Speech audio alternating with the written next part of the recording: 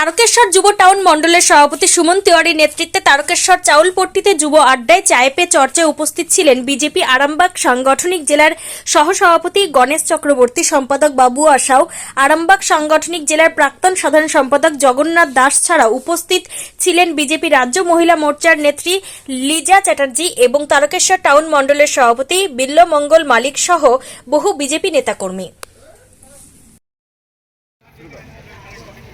আজকে আমাদের তারকেশ্বর টাউন মণ্ডলে বিশ্বজিৎ তেওয়ারি আমাদের যুব নেতা, তারই নেতৃত্বে আজকে যুব আড্ডা।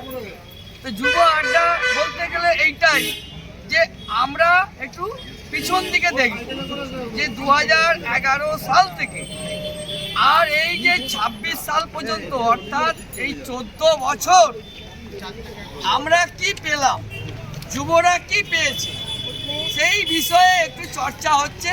আর তার সাথে আমরা একটু চায়ে পে চর্চা করব। আজকে বেকারের যন্ত্রণা মুখে নিয়ে যে যুব সমাজ ঘুরে বেড়াচ্ছে, আত্মহত্যা করছে, সেই বিষয়গুলো নিয়ে আজকে আমাদের ছোটো করে এই তারকেশ্বর চাউলপট্টি মোড়ে আমরা একটা যুবর আড্ডা করছি।